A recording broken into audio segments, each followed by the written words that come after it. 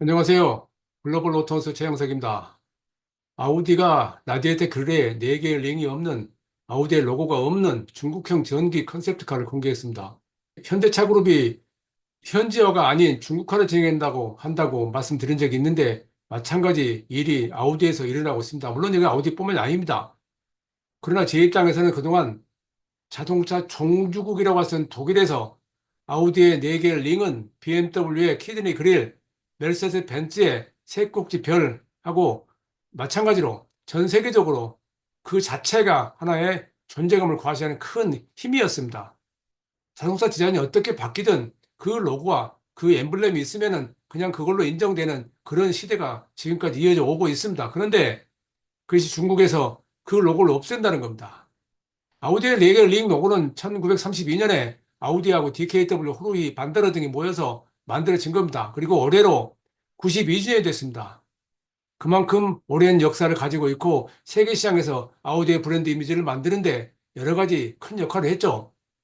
아우디는 국내에서는 존재감이 약하게 느껴지지만은 해외 시장에서는 여전히 판매가 정상세를 작년까지 상승세를 보여왔습니다. BMW나 메르세데스 벤츠가 250만 대 수준인데 아우디는 200만 대 약간 못 미치는 수준이기 때문에 차이가 있긴 하지만 그룹 내 역할 때문에 그런 것은 어쩔 수 없는 겁니다. 그러나 그 존재감 여전히 강합니다.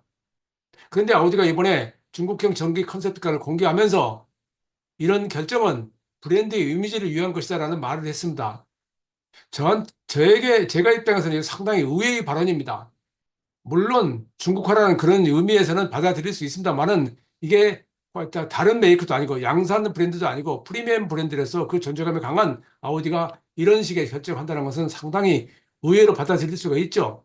물론 이제 당장에 다른 로고를 사용할지 또는 아우디나 이름만 사용할지까지 구체적인 내용 결정되지 않았지만은 중국 시장을 위해서 중국 시장을 위한 이게 바로 이제 그동안 제가 자주 표현했던 in China for China 그런 개념으로 가고 있는 겁니다. 또 거기서 한 단계 더 나가면 created in China 중국에서 만들어진 그러니까 그동안 본사에서 만들던 모델을 중국형으로 약간 수정하거나 또는 같은 시기에 출시하는 방식을 통해서 중국 시장에서 상당히 많은 판매고를 올렸던 그런 자동차 회사들이 글로벌 플레이어들이 최근에 중국 2020년을 기점으로 중국 시장에서 판매 대수가 크게 줄어들면서 그것을 극복하기 위해서 채택한 방식이 중국화입니다. 현지화가 아니라 중국화입니다.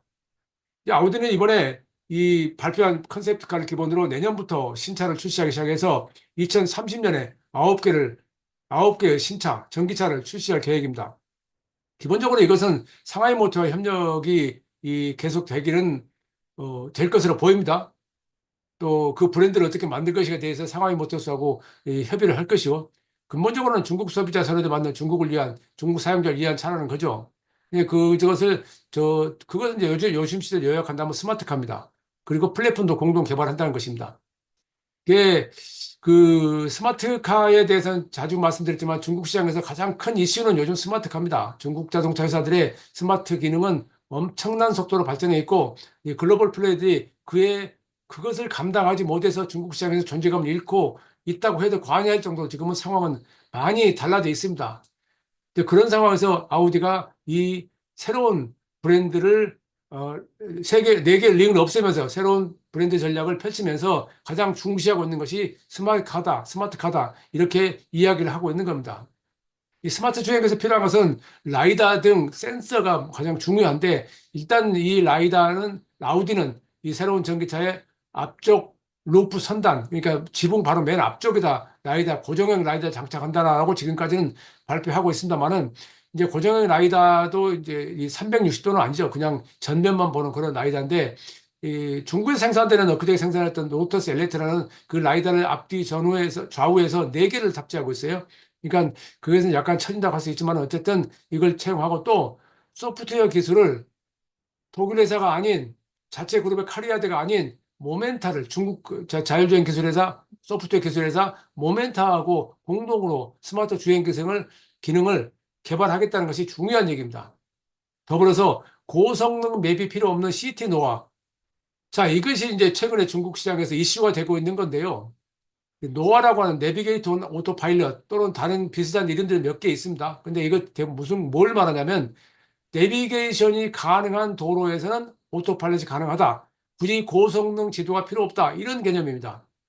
근데 고성능 지도를 개발하는데 엄청난 시간이 걸리고 많은 투자가 필요하기 때문에 그것이 필요하지 않다라는 생각을 하고 있는 겁니다. 근데 중국 시장은, 중국은 아직 도로가 뭐 유럽이나 미국 같은 그런 나라에 비해서 그렇게 완벽하게 정리가 되지 않았을 거라 생각하는데, 그들이 이런 전략을 펼치고 있는 것은 우선은 그들의 기술력을 과시하는 것을 저는 보고 있습니다만은, 어쨌든 아우디는 이쪽에서도 고성능 지도가 없는 시티노아 기능을 개발한다는 쪽으로 가고 있습니다. 이 리오토가 이 시티노아라는 용어를 가장 먼저 사용을 했었는데요. 지금은 다른 회사들도 약간씩 이름을 바뀌지만은 대부분 같은 방향으로 가고 있습니다. 그 아우디가 발표한 컨셉트카는 크기가 4.8, 휠베이스가 2.9, 그러니까 D 세그먼트로라고 이제 요약할 수가 있죠. 근데 BMW 노예 클래스하고 거의 비슷한 크기인데 이 전고가 노예 클래스가 높기 때문에 이 아우디의 전기 컨셉트카는 외형상 외건형입니다. 정확히 말하면 슈팅 브레이크라고 하는 장르로 구분하고 있긴 한데, 이 BMW 노예 클래스는 대신 크로스오버로 분류가 되죠. 배터리는 촉전 용량이 100kWh 정도, 그리고 CATL에 연CM 배터리를 탑재합니다. 더 중요한 것은 800V 전기 충전 시스템을 채용한다는 겁니다. 네, 이건 이제 아마 대세가 될 것 같습니다. 현대차 그룹이 그 1세대 DGMP 발표할 때 양산 브랜드이면서 800V 충전 기술을 채용해서 그래서 존재감을 높였고 저 전기차 기술이 인정받았는데, 지금 아우디도 이쪽으로 가고 있는 겁니다. 물론 이제 PPE에서 적용되기 했던 건데요.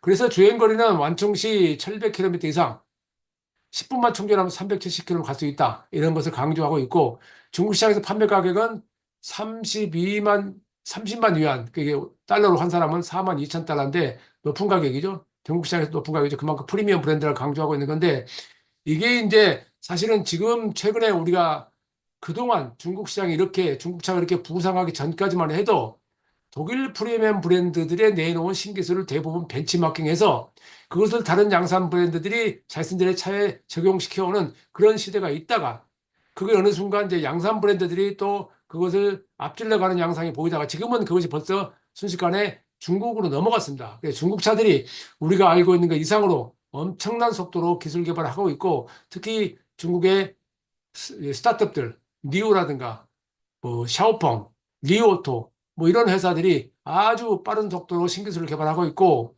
또 지리자동차든가 체리자동차 그 이런 이제 큰 회사 BYD 등은 그들 나름대로의 완전한 규모 경제를 아직은 확보하지 못했지만은, 예를 들어서 금요일 경제라고 그러면 이제 20세기 말 기준으로 하면 연간 400만 대 이상 생산해야 한다는 그런 말합니다. 근데 아마 BYD는 올해 그걸 충족할 수 있을 것이 보이고, 또 지리자동차도 뭐 작년에 279만 대 했으니까 머지않아 또 그걸 올라갈 것으로 보입니다. 체리자동차 비슷한 상황이고요. 어쨌든 이렇게 중국차 회사들이 빠른 속도로 추격하고 있는 상황에서 아우디는 그동안 그들의 앞마당이었던 안방이었던 중국 시장에서 존재감을 다시 회복할 필요가 있다고 느끼고 이런 형태의 전기차를 지금 개발하고 있는 것으로 보입니다. 이것은 그룹 아우디 모 회사인 뭐 그룹인 폭스바겐도 마찬가지입니다. 폭스바겐은 그들의 전기차 플랫폼으로 처음 내놓았던 MEB가 상당히 큰 역할을 했죠.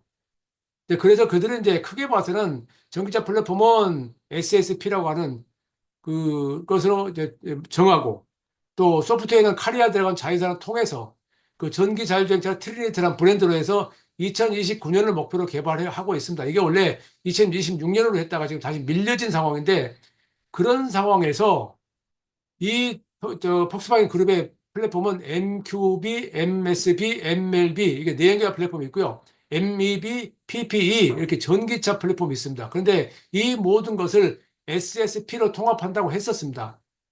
근데 그게 좀 밀려지니까 MEB 이걸 MEB 플러스로 지금 전략을 바꿨고요. 근데 그것도 중국에서는 이 MEB 플러스를 폭스바겐의 중국 본거지라고 할 수 있는 안의 공장에서 사용을 중단하기로 결정을 했습니다, 이번에. 그리고 샤오풍하고 공동 개발한 CA 아키텍처 전환을 한답니다.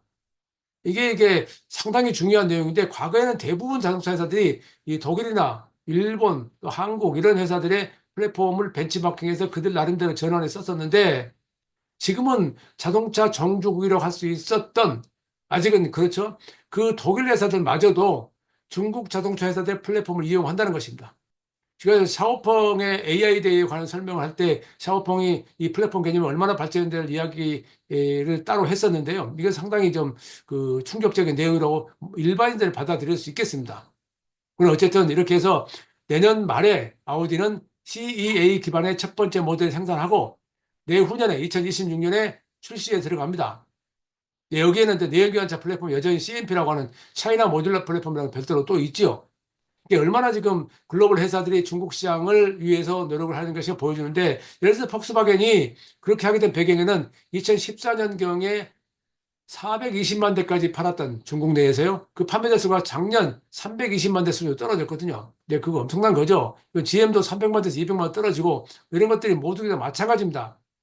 프리미엄 브랜드는 그래도 중국 시장에서 존재감이 떨어지지 않았습니다. 그동안 계속해서 판매가 증가해 왔고 상승해 왔었는데, 그런 상황에서 아우디도 중국형 전기차를 개발하고 폭스바겐도 본격적으로 중국화로 전환을 하고 있는 겁니다.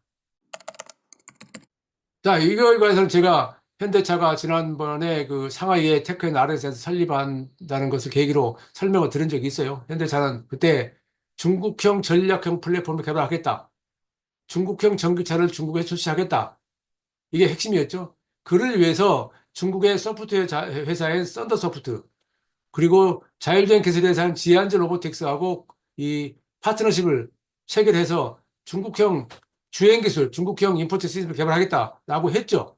물론 그 외에도 중국 테크 기업하고 협력으로 기술 혁신을 추구한다라는 그런 것도 공동으로 이야기했죠. 이렇게 전달하고 있지만은 또 이거 제가 말씀드린 어떤 생각인지 모르지만은 제 입장에서는 자동차 정주국으로 그동안 여겨져 온 독일 자동차 회사들이 이런 식으로 중국 시장에 올인하는 것이 무엇을 의미하는가? 과연 중국 시장, 중국 자동차 회사들이 경쟁력이 약해서 그런가? 아니면 중국 자동차 경쟁력이 강해서 그런가? 모든 것이 있을 수 있습니다만은 중요한 건 시장입니다. 시장에서 이 중국을 당해낼 재간이 당장에는 없습니다. 예를 들어서 폭스바겐 그룹만 하더라도 2014년 420만 대에서 작년에 320만 대로 떨어졌고, GM도 300만 대 팔다가 200만 대로 줄었고, 현대차 그룹도 2013년 1,179만 대에서 작년에 25만 대로 줄었습니다. 그러니까 거기에서 한 150만 대 중국을 줄었죠. 이제 러시아에서 한 34만 대가 사라졌죠. 그걸 합치면은 만약에 그게 그대로 있었더라면 현대차는 지금 1,000만 대 그룹이 됐습니다.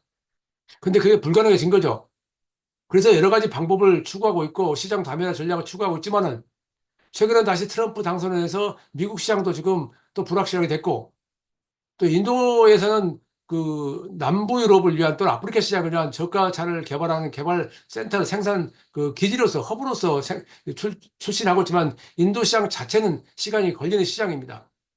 그래서 대부분 자동차 회사들이 중국에 더 비중을 두고 있는 것입니다. 특히 프리미엄 브랜드들이 그에 더 더합니다. 그래서 BMW는 중국 시장 맞춤형 전기차를 개발하고 있고, 메르세데스 벤츠도 새로운 스마트카를 개발하고 있습니다.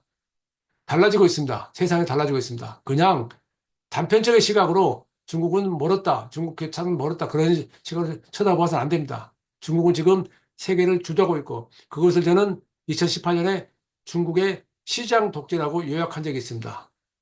이것을 어떻게 글로벌 자동차들이 대처해 나갈지가 앞으로 관심사입니다. 최영석의 글로벌 인사이트, 다음 시간에 뵙겠습니다. 감사합니다. 구독과 좋아요, 클릭 부탁드립니다.